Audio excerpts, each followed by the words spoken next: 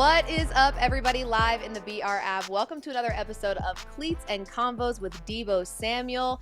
I am Liv Moods. That is Deebo Samuel, and this is presented by State Farm. Like a good neighbor, State Farm is there. Love it.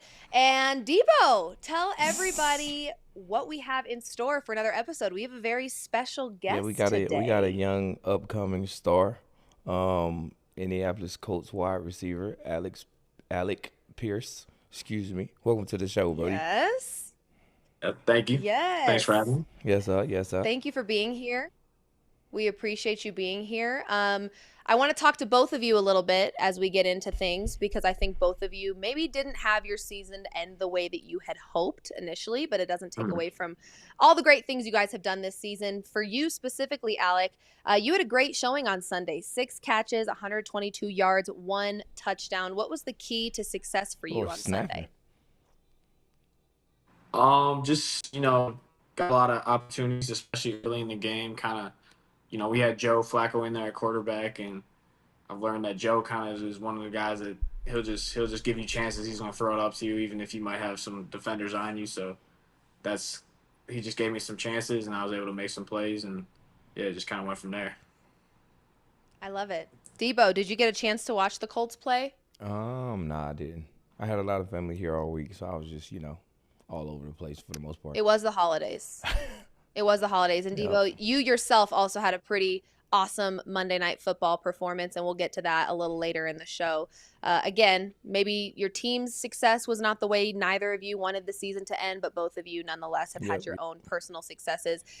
Alec, I want to ask you, have you seen the comments from Pat McAfee as of late? Maybe you haven't, and if you haven't, I can tell you what some of the things he's been saying. Yeah, I've seen some of the things he's been saying. And that's, he's a great for our organization, so I think he's entitled to have his own opinion and all that, but yeah, I won't get too much into that. Yeah, I mean, I just want to know from you, without getting too much into what he said, because like you said, everyone's entitled to their opinion, but how would you debunk the claims that there is maybe a culture issue in Indy and that there's red flags all over this program? How would you debunk that statement by Pat?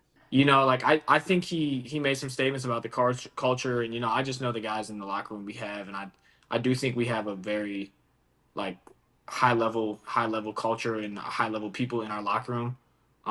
Just from a cultural standpoint, people that work hard, people that, get along together well. So I wasn't exactly sure where those comments came from, but, like I said, everyone can have their own opinion. You're right about that, for sure. Yeah. And typically people do have their own opinions. Deebo, you can kind of speak to that, though. Do you feel like when people make comments like that, the saying, where there's smoke, there's fire, do you think that some things truly have no backing to them at all, and people are just talking to talk? Yeah. You see that a lot, for sure.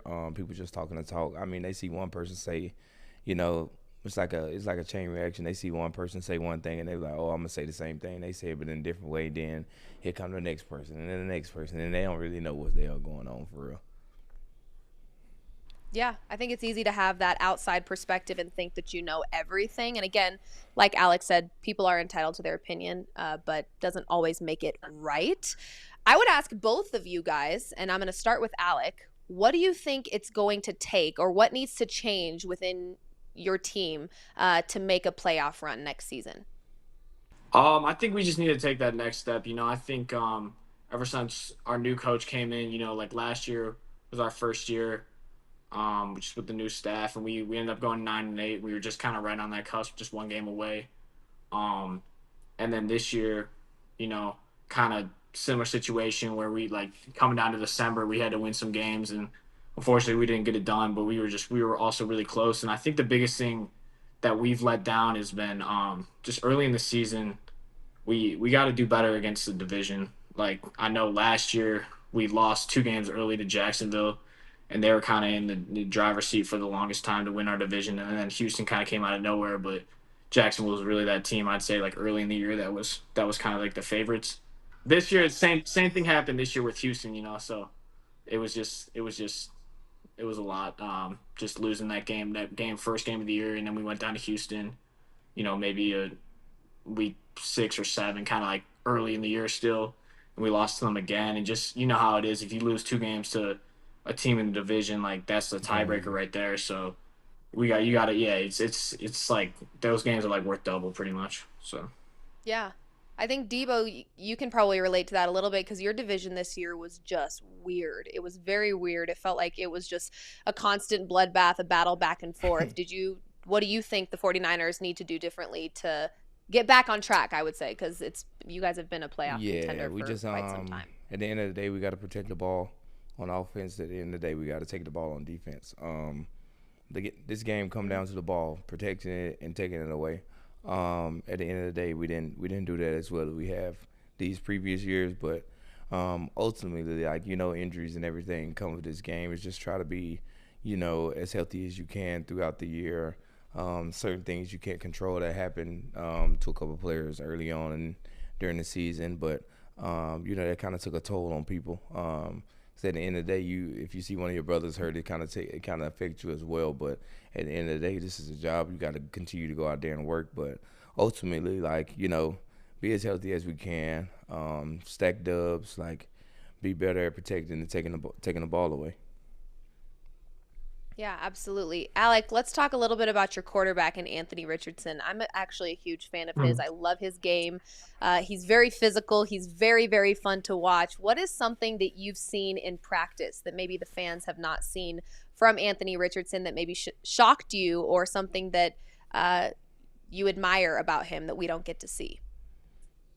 yeah, I mean he's had some throws in practice. Obviously you see the ones in the game, and he's made some throws. I think this year that like probably quarterbacks have never ever made in the league. But just the throws and like continuation of that, the throws he makes in practice, like especially when he's like moving out the pocket, kind of extending plays, just like launching one downfield or fitting one in a tight window.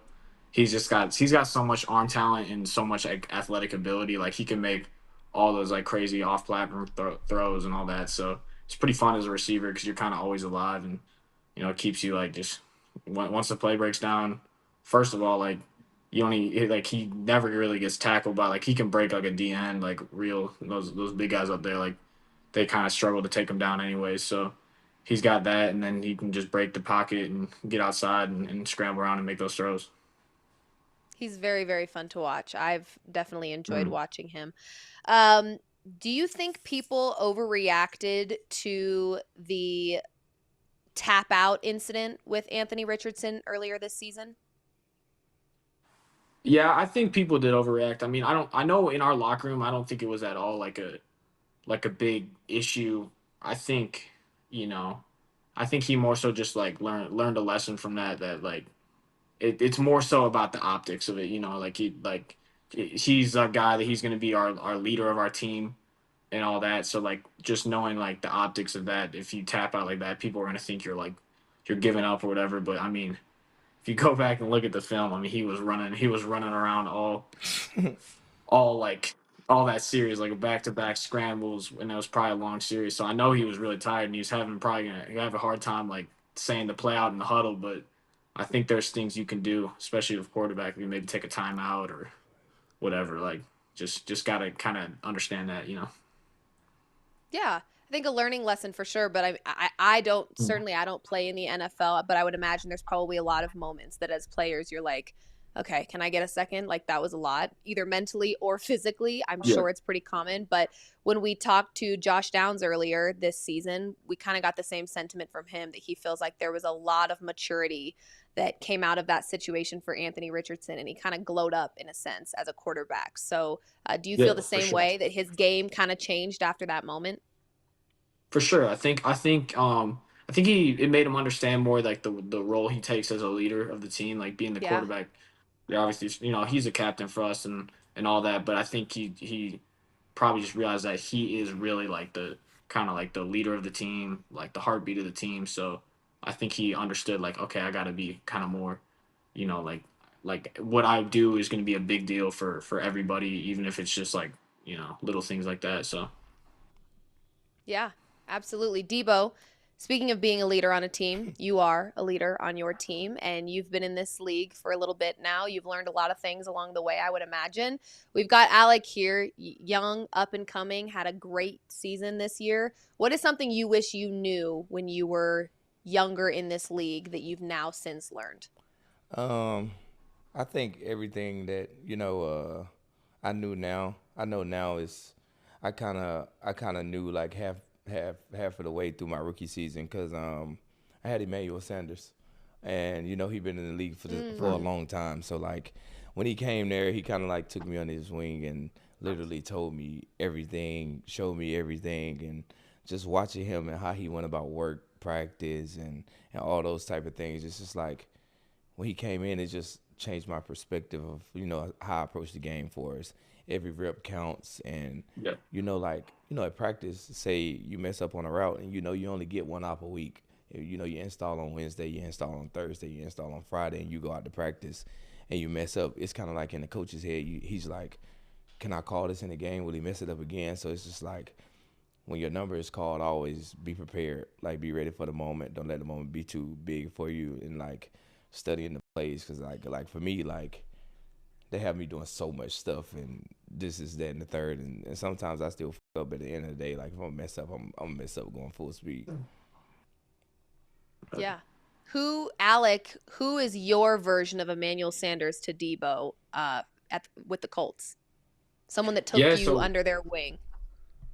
so I was always a part of like a really really young receiver rooms because T.Y. Hilton was like I never got to play with him. He left and then they brought me in. So like Michael Pittman's kind of always been my veteran leader. My rookie year, is Michael Pittman, Paris Campbell, those two, Ashton Doolin, and then PC hadn't been with us the last 2 years, but Ashton and Pitt are still there. So those are guys I look up to. Just kind of like learn the work ethic and like the way to go about your business from them.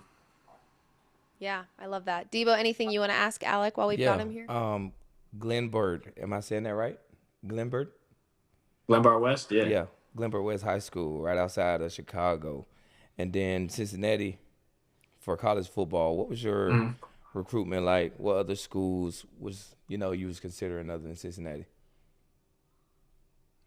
Yeah, I was for me, I always really wanted to play in the Big Ten, and I Why not didn't the have any of those SEC? opportunities. Like I think, so my both my parents went to Northwestern and played sports there, so I grew up watching a ton of Big Ten sports.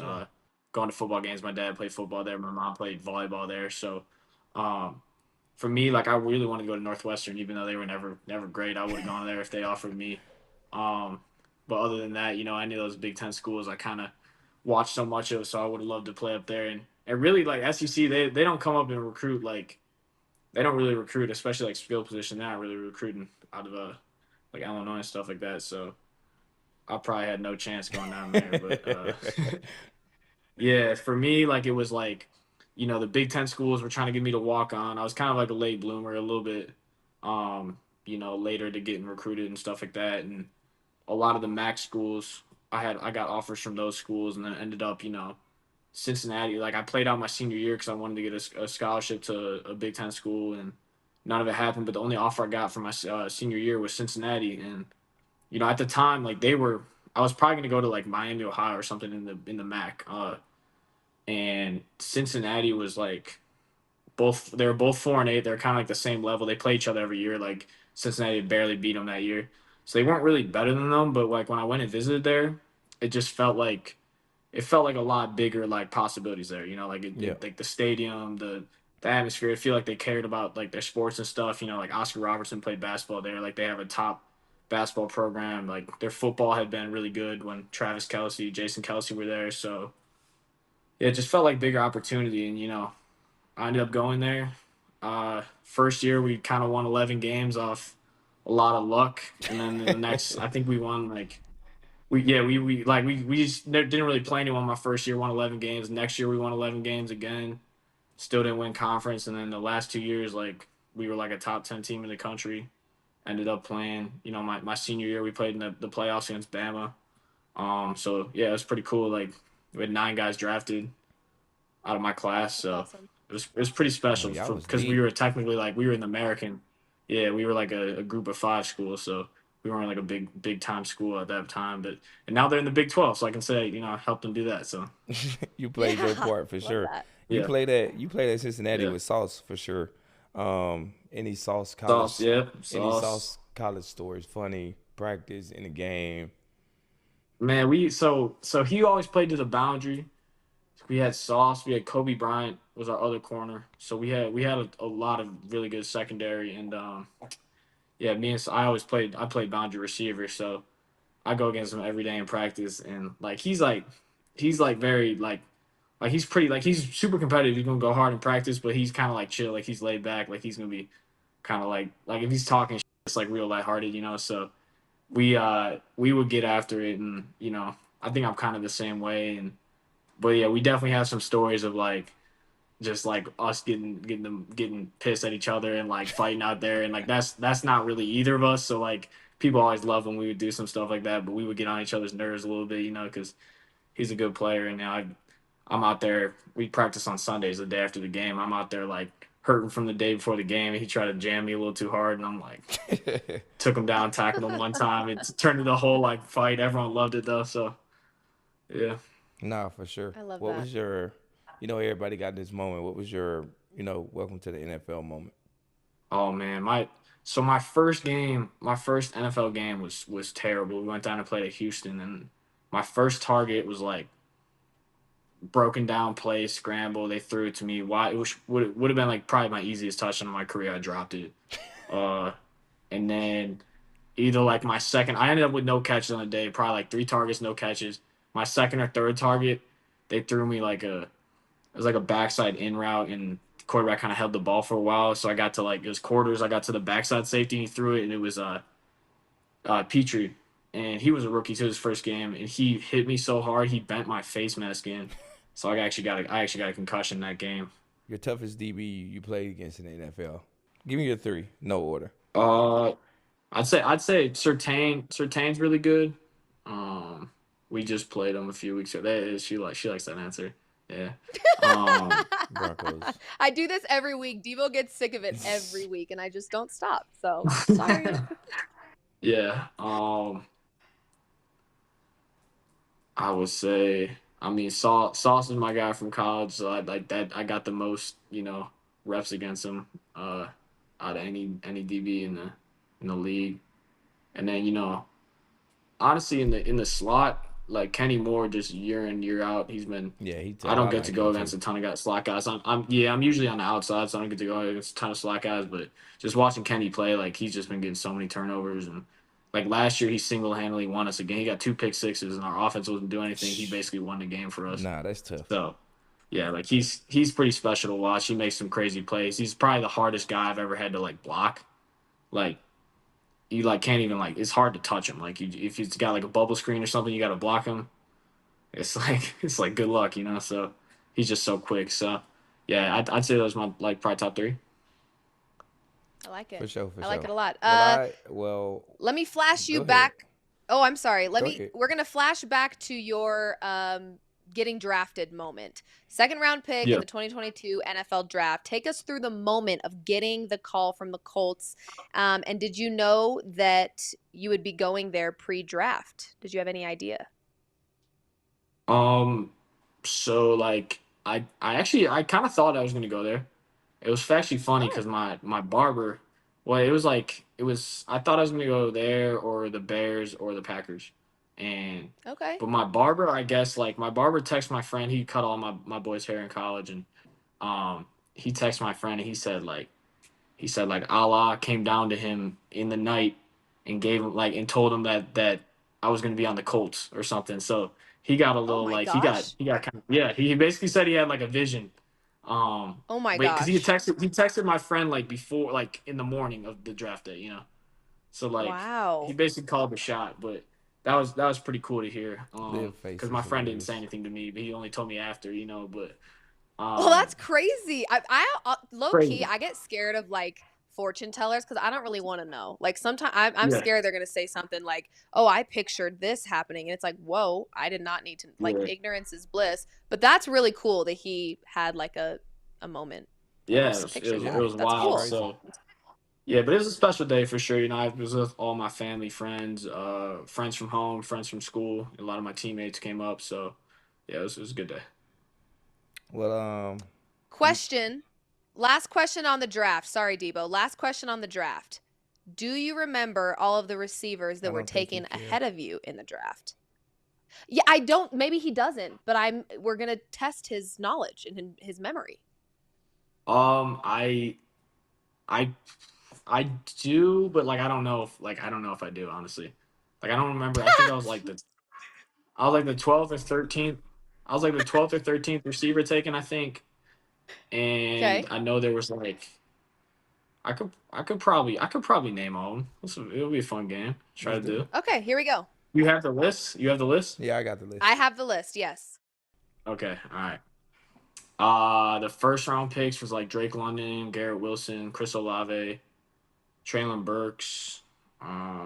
What's that for right there? Mm-hmm. Jahan Dotson. Jameson Williams. And I want to say there was one more first round pick. You're doing really well. Did I get all the first round picks or no? See, we don't. Yes, I believe you did. You said first round. Yes, you did. Because I thought there was like 6 taken in the first 20 picks or something. I was like, I had to turn my ringer on. I was like, man, that might be a first round pick. You know, I was trying to just be a second round pick, but I was like, yeah, they were just taking all you did really well. You did really well. Yeah, actually. And then second round was Christian Watson because he went to the Packers. I kind of thought that might have been one of my teams. That was actually my team growing up too. So like, I was my cousins and all that wanted me to go there.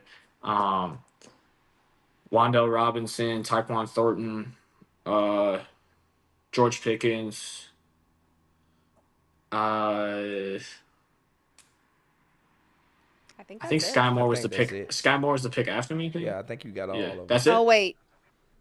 He said Drake. There might be one more. Chris Dotson, Jameson, Traylon Burks, Christian Watson, Wan'Dale Robinson, Tyquan Thornton, and George Pickens.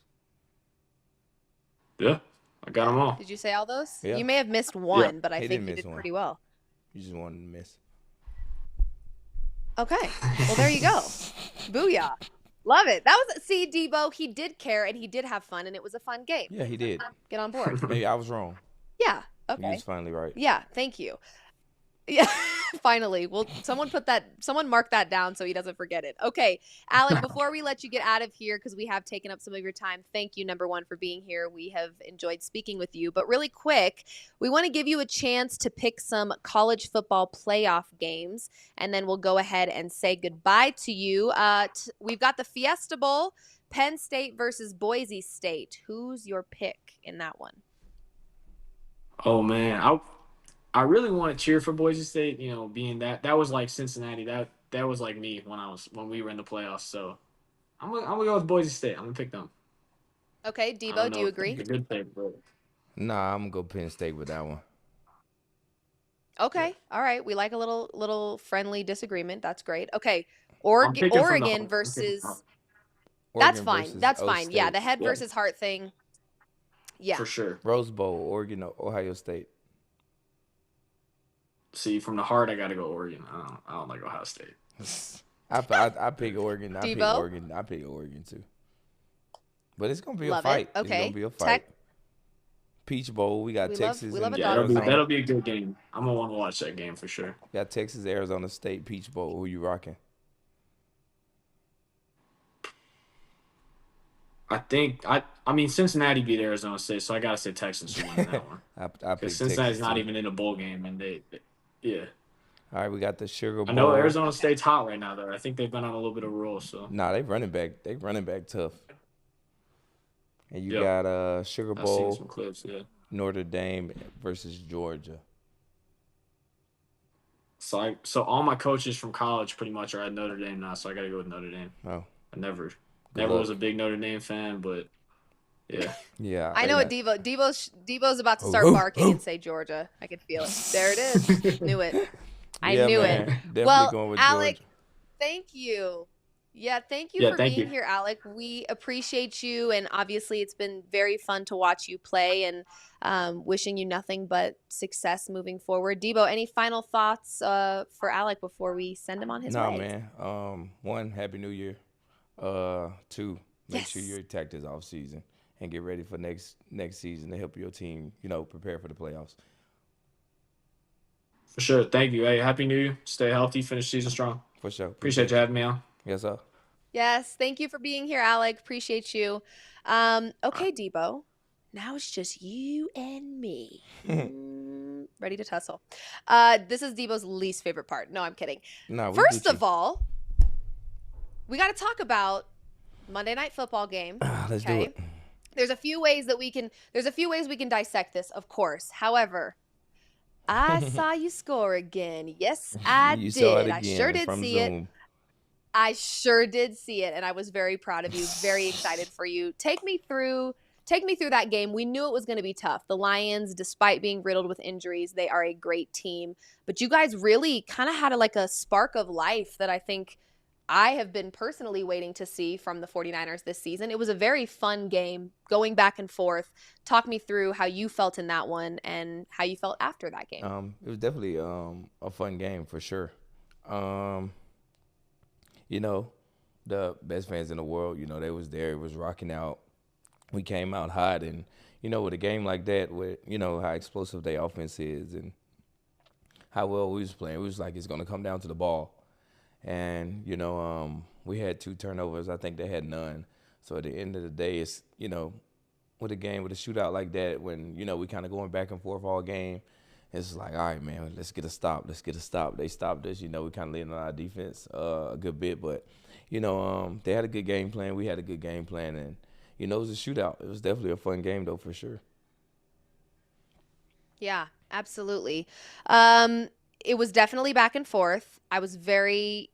You had a kick return. You kind of got knocked around a little bit. I did see that, but you played and you were playing great, and you seemed like you had a lot of fun out there. So I was very happy for you in that regard.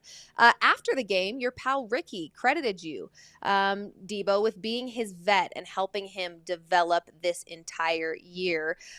Ricky had to say this about you, Deebo. Deebo has been a tremendous support to me, a great leader for me. I just want to make sure that he feels appreciated. What is your reaction to hearing that from Ricky? Nah, I seen it earlier, and me and Ricky talk every day, all the time. Out there bouncing around, this, that, and the third. But when it's time for work, it's time for work. Kind of like I said last week when Jake was on the show, for us, like the person that Ricky is, high energy. I can come in there with not in the best mood in the world, but you see these guys just walk in the room, smiling ear to ear, jumping up and down, this, that, and the third. And with the way he played last night, man, you can kind of see my emotion for him during the game. Like every play he made, I'm right there with him, with the stuff that he dealt with. And when that situation happened, probably one of the first couple of people to reach out and make sure he was good. And ever since then, like me and Ricky just been as tight as he can get. I love that. Not to be corny, but I did just get goosebumps. Don't worry about it. Maybe the air just popped on. Maybe that's what it was. I think the air conditioning just turned on, so don't worry about that. I know that he has learned a lot from you, but you kind of maybe just answered the question that I want to ask as a follow-up, which is, what have you learned from him? It sounds like maybe his contagious energy is something you've learned. What else have you learned from Ricky? His energy is through the roof. One thing I learned about Ricky, with dealing with what he's dealt with, is just like you can never take this game life for granted. And for him to go through the situation that he went through and came back and finished the season as strong as he is right now, and we got one game left, is the sky's the limit for him. Like I said, week in and week out throughout the show, like Ricky's gonna be a guy in this league. He's trained that way, he prepared that way, and that's how he go about work. I love that. One other thing that came out of this game was 49ers owner Jed York saying empathetically that Kyle Shanahan and John Lynch aren't going anywhere. Deebo, what is your reaction to the leaders staying with the 49ers? Oh, yeah. I mean, we all know that, kind of like what we were just talking about earlier. Like, people going to say, they see one person say something about something, and then all of a sudden it's just a chain reaction. But at the end of the day, no one knows what go on in the building but us, Jed, coaches, players. And at the end of the day, like, we know Johnny Collins not going nowhere. So it's like, we don't even feed into all that, give it the energy at the end of the day. Love that. And I would imagine as much as you guys want them to stay, they also, it sounds like, they want to be a part of the 49ers organization. There's been a lot of media and fans that have been pushing for Kyle to be traded to the Bears. I just can't picture him wanting that. I mean, no offense to the Bears, but he don't want to go nowhere. Yeah, sorry, Bears. Sorry, Bears. I think he's staying with San Francisco here. Okay, let's get to your State Farm Bundle of the Week, Deebo. We've had some exceptional performances in the NFL. Kind of feels like it's getting hard to pick your bundle because of how much talent is in this league. But we'll start with the quarterback. I'm going to call him the quarterback right now because he really is playing exceptionally well. Baker Mayfield. I talk about Baker a good bit. With he's spark. Fantastic. Like, he's like the spark of the team, like the energy, like the leader, the guy with all the energy. This is that and the third, and to have a guy like that on your team as a quarterback, it's just like, man, this man gonna give you everything he got. Like, he's not the biggest, he's not the tallest, he's not the fastest, but at the end of the day, you should just he plays like, it's his last. Like, the way he go out there and work. 27 for 32, 340, 359. My bad, Bake. 5 TDs and a blowout. But I mean, the man been doing this week in and week out. One play that stuck out to me is, we played him and you got Bosa like dragging him down, and he was still able to make a play and get the ball past the first down. I think that was one of the most impressive plays I've seen by Baker for sure. Yeah, he just has fight. Like, he's got that dog in him. I know people say that, but people say that about athletes all the time. But really, when you watch Baker Mayfield, especially this season, it feels like he's just kind of had a glow up, and he's just like entering a new era of Baker, and it's been really, really fun to watch. The Bucs also defeated the Eagles and the Lions this season, so they've been a force to be reckoned with. They're definitely not one to sleep on, and Baker has kind of been, like you said, leading the charge there. He's been pretty great. He's kind of been rejuvenated in Tampa, and it's been really, really fun to watch him. So we love Baker Mayfield over here on this show. Next one, T. Higgins, and this one stings a little, Deebo, because you'll be all right. Don't cry. That man put 11 catches on y'all 131, and he won the game. Yeah, he put it on y'all head. Okay, well, you didn't need to. You know what, Deebo? I watched the game. He went to Clemson, even though. How can you not be? He went to Clemson, so I kind of knew T from way back then. But he snapped. He's amazing. What he do. Yeah, he did. Yeah, he sure did. At the expense of my. It'd be out. At the expense of my Broncos. Yeah, BTA. He did what he needed to do. What does that mean? Belt the ass. Oh! Yeah, okay. Yeah, he did do that. Thank you very much, Deebo. I actually wish I didn't ask you what that meant.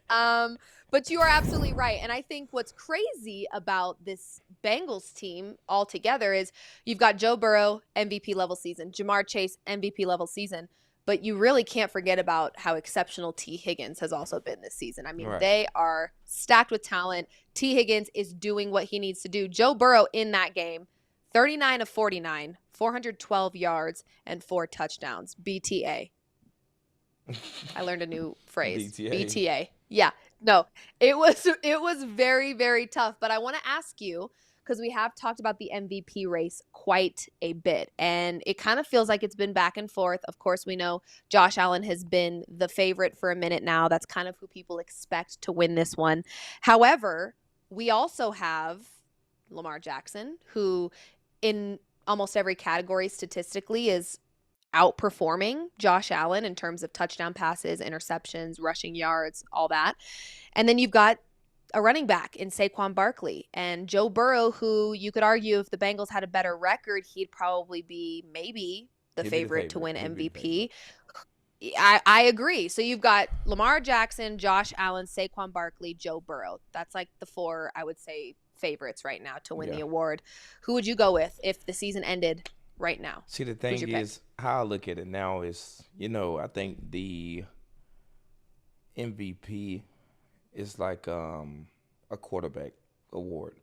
Because I kind of look at it last year. Oh, Christian McCaffrey had one of the craziest seasons. He won Offensive Player of the Year. You know what I'm saying? So if yep. if it's ending right now, I'm going Lamar for sure. And then I agree with you on that one. Offensive Player of the Year. I'm gonna go Saquon with my eyes closed.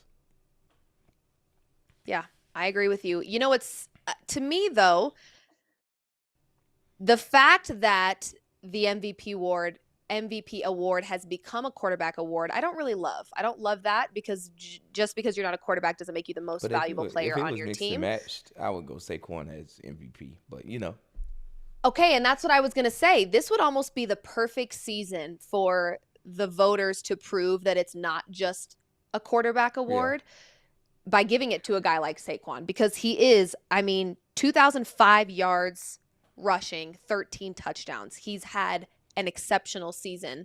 So this to me would be a great opportunity to give it to someone like Saquon to prove that the MVP award is not just a quarterback award. But we kind of know how this thing unfolds. And I do think personally, I'd be right there with you, Lamar Jackson. And if the Bengals had a better record by like this much, I would go ahead and say Joe Burrow for sure. He's had an outstanding season. So it's hard to argue with any of that. Speaking of Saquon, let's talk about Saquon a little bit. He rushed for 169 yards this past Sunday, moving him to the 2,000-yard club. This moves him to 101 yards shy of breaking Eric Dickerson's rushing record. Again, a phenomenal season. Deebo, if you were on his team, would you want him to go for the record this Sunday against the Giants? Or no, and not play? My thing it's a tough one. It's a tough question. Nah, I wouldn't play him. Only if he came to me and was like, bro, I want to do this. This is something I, dreamed of, thought about. At the end of the day, like, it's about being fresh as you can, fast as you can, and, best as you can come playoffs. So me, only if he came to me and was like, yo, like, this is what I want to do, this, that, and the third. We'll argue, go back and forth. But, if that's what you want to do, go ahead. Yeah. We know how much you and I have talked about on this show a lot about how much your bodies go through in a season. Yeah. And then to make it to the Super Bowl, it's an even longer season and it can be very, very exhausting. I think a large part of whether or not we see Saquon play and potentially break that record is the rest factor that is involved here as this Eagles team looks to make a deep playoff run. The Eagles are locked into the 2 seed, so they won't get the first round bye. Deebo, you've had a little bit of everything in your career. You've had 2 long playoff runs, one of which was with a first round bye and one without a bye. Explain the difference and the importance of a bye. What is your obviously a bye I'm sure most people prefer, but what is the difference to you physically and mentally, I guess? Like you ain't gotta go out there and a breather. Yeah, you get to catch your breath. your mental, your body, like you ain't gotta go out there and put your life on the line. You can watch somebody else on that Sunday, and you can just, they're a little more beat up than you is when it starts. Yeah.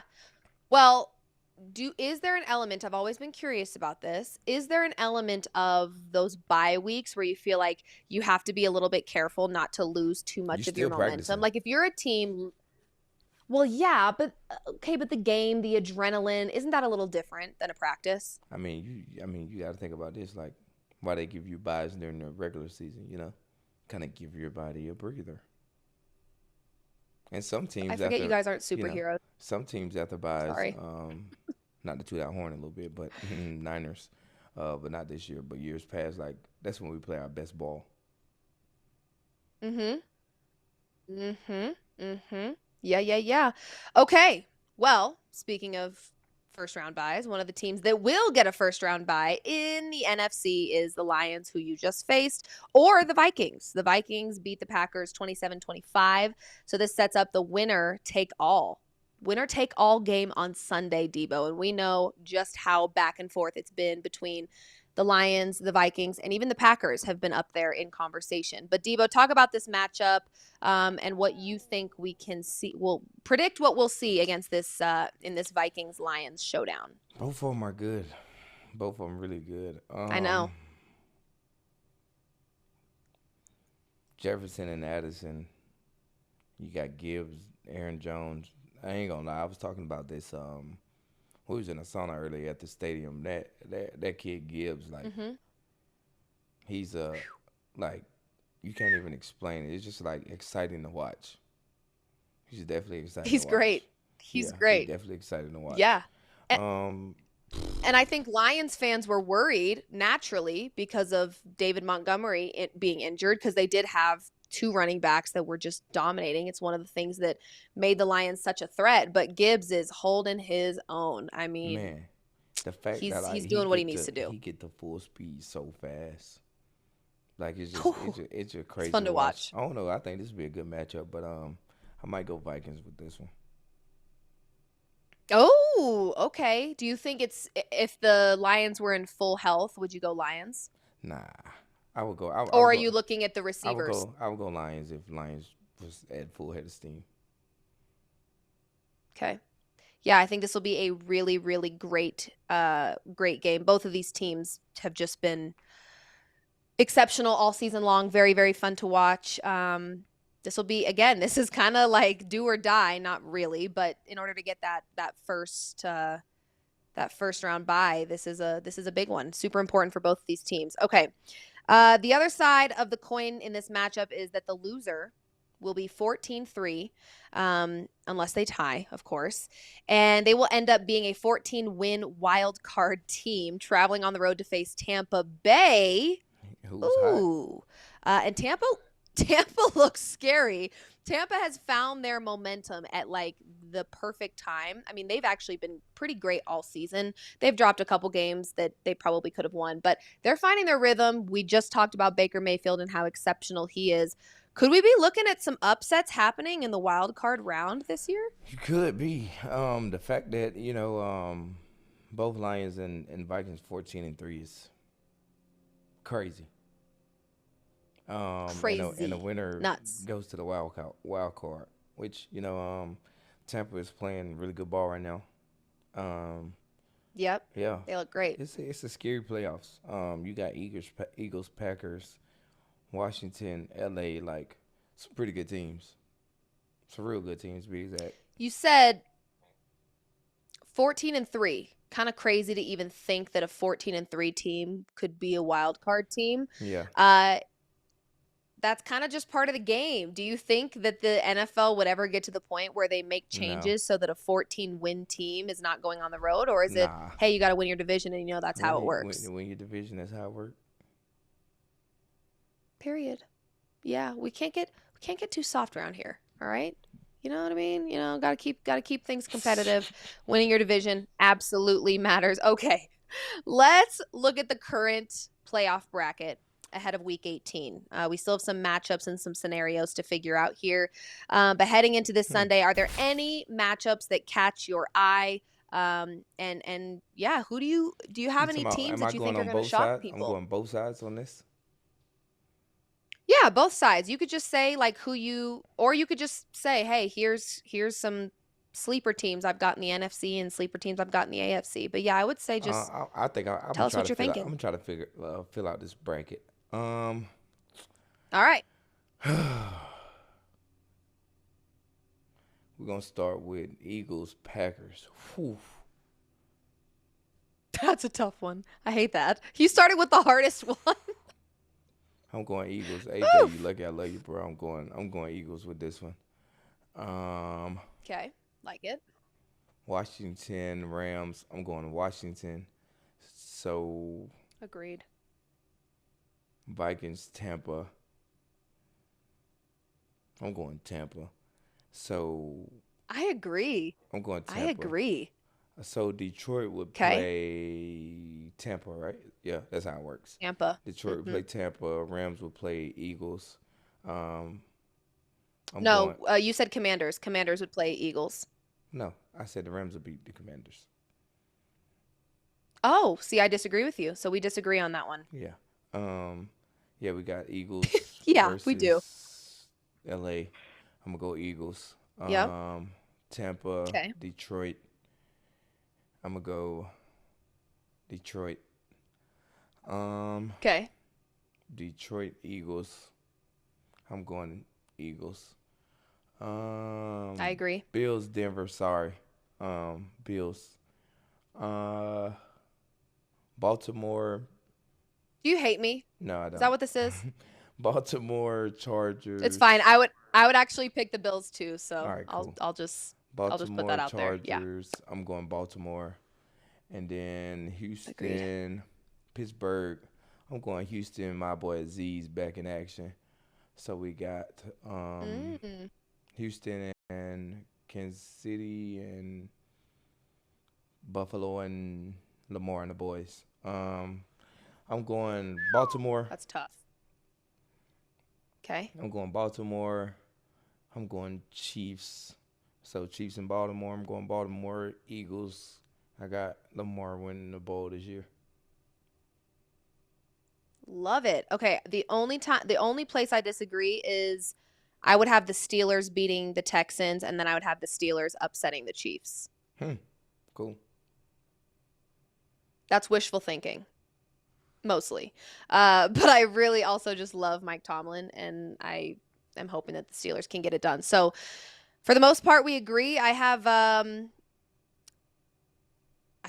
I would really love to see the Eagles win it all this year, if we're being completely honest. So I would probably pick like an Eagles-Ravens Super Bowl. And, oh, that's tough. I love both of those teams. So I don't really know. But we'll, just to be different, I'll say Eagles and you say Ravens. Booyah. Okay. Well, there we go. Booyah. It's done. Now, college football, Deebo. You did have some college football picks that we already talked about. But before we get into that, did you see the backlash Cam Ward got over the weekend? I didn't. I just read about this whole scenario. Yeah. So Heisman finalist, potential first overall pick, played in the first half of the Pop-Tart Bowl. Ooh, yum. And got the record for most touchdowns, but then sat out in the second half. Miami ended up losing a close game 42-41, and people were all over him for his decision. What do you think about his decision? I don't get in the midst of all this, messy shit, whatever. But at the end of the day, kind of put myself in this situation because I set out the bowl game, my college career. Yeah. I set out because, I dealt with so many injuries early on, this, that, and the third. And, I finally got to, be where I wanted to be. And so I was just, I had the decision with Coach Muschamp and my receiver coach, Brian McClendon. And, they kind of understood, like, my purpose of that. But at the end of the day, if I'm going out there to play, I'm going out there to play. I'm just play the whole game. I'm just not going to, go out there and be like, all right, I did this, I'm done. So that's just me. But who knows, what they communicated on their end. We never know the backstory of how he went about communicating with his coaches and, the higher up. So at the end of the day, it's not my part to speak on, like, the decision that he made, this, that, and the third. But hopefully that doesn't, throw a red flag or anything to the league or whatnot, because at the end of the day, we don't know what they communicated and, how they went about that. For sure. Right. I think everything with stuff like that is very circumstantial and it's personal to the player and to even the coaches. The coaches may be the ones that are like, hey, we let you play that first half, but we really suggest you take it easy. We just, like you said, we never know the back end of those conversations. So it's not really fair for us to cast any judgment. Okay, Deebo, last game of the season, and then I'll let you go. All right. I know it's New Year's Eve. I know you're sick of me. Too bad I'm following you into 2025. Sucks to suck. Okay. Last game of the season coming up this Sunday against the Cardinals. What are your thoughts heading into the final game this year? Let's just get a win. Get a win. I agree. I like that. Short and sweet. He's ready to go. He's like, all right, cut it. No, it is. Do you, I guess before we get into 2025, we're going to get non-football for a second. What I know they're very cliche, the whole resolution, blah, blah, blah. What is some way that Deebo wants to be better in the year 2025? Not football related, life related. I don't know. I never set a New Year's resolution because at the end of the day. Well, now you are. Like me, like January 1st is the same as January the 2nd, just a different day. Fair. But I don't know. I don't have none. Fair. Next show, I'll have answer. Okay. So, come up with your New Year's resolution by the next show. And by the next show, it will be 2025, which is kind of crazy to think about. What year were you drafted again, Deebo? 18, 19. 20. I mean, that's crazy. Yeah, 6 years. Are you starting to feel old? Nah. You're not? Your body's not starting to feel, but your body's not breaking down? I mean, Nah. I don't play football every weekend, and my body's starting to feel a little old. So I was just hoping we were on the same page there. But as it turns out, it is just my problem. Okay. Well, Happy New Year, Deebo. I will see you in the year 2025. And also, we'll be excited to watch the 49ers wrap up their season this year. So shout out to you for that touchdown. Proud of you. And we'll catch all of you tuning in to Cleats and Convos with Deebo Samuel again next week for another episode. I'm Liv Moods. That's Deebo Samuel. This is presented by State Farm. Deebo? I forgot. No, I'm joking. Like a good neighbor, State Farm is there. There it is. Okay. Anyway, we'll catch you guys in 2025. See you next year. Thanks for tuning in live in the BR app, and we'll catch you next week. Bye.